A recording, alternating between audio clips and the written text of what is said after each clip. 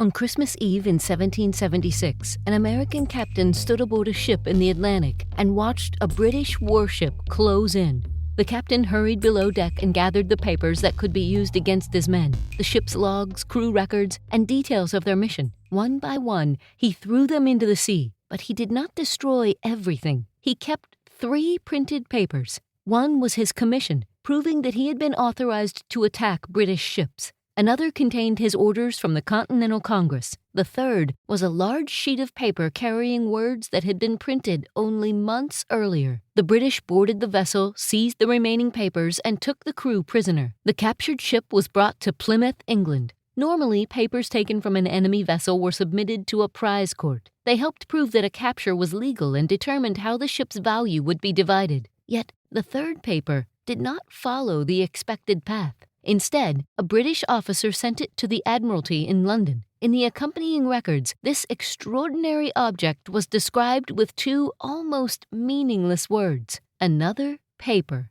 It was folded and placed among ordinary naval correspondence. Then it disappeared. The captain and his crew faced a much harsher fate. They were imprisoned in Britain, joining the many American sailors captured during the Revolutionary War. The ship was gone. The mission had failed. The papers the captain had tried to protect had fallen directly into enemy hands, and the mysterious sheet remained in Britain.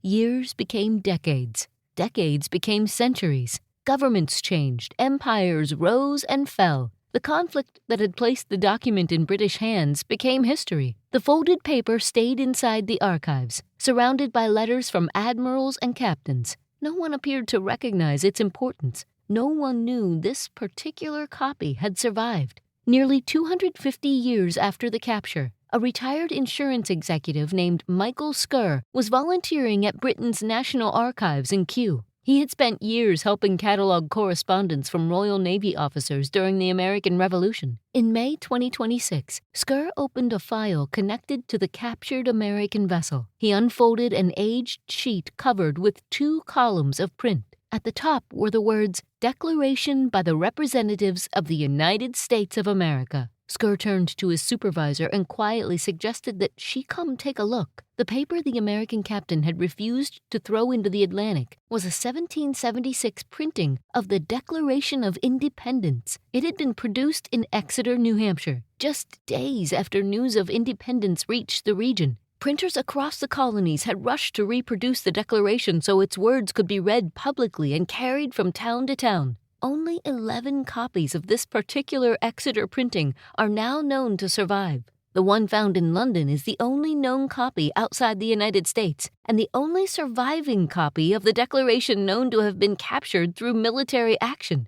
The vessel was the American privateer Dalton. Its captain was Eleazer Johnson. The British warship that seized it on Christmas Eve was HMS Raisonnable. Johnson destroyed the records that might endanger his crew, yet he saved the Declaration. The British captured it, but instead of discarding the rebel document, they filed it away. Even the vague label that caused it to be forgotten may have helped preserve it. Had Johnson thrown it overboard, it would have vanished into the Atlantic. Had the British recognized it only as treacherous propaganda, it might have been destroyed.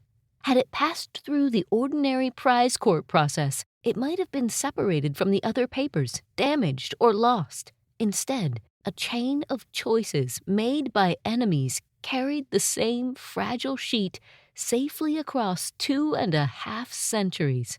And it resurfaced in Britain just weeks before the United States celebrated the 250th anniversary of the document it contained. A declaration of separation survived because the country it rejected became its accidental guardian. Sometimes history is preserved by those who understand its importance, and sometimes, through an extraordinary twist of fate, it is preserved by those who do not. This has been Twist of Fate Radio. I'm Angela Clark. Until next time, remember, sometimes the smallest choices lead to the biggest consequences. Want to explore more stories like this? Visit twistoffateradio.com. There you can read more details about this story and others like it. Plus, you can submit your own Twist of Fate story to be considered for a future episode. You never know what twist of fate is coming next.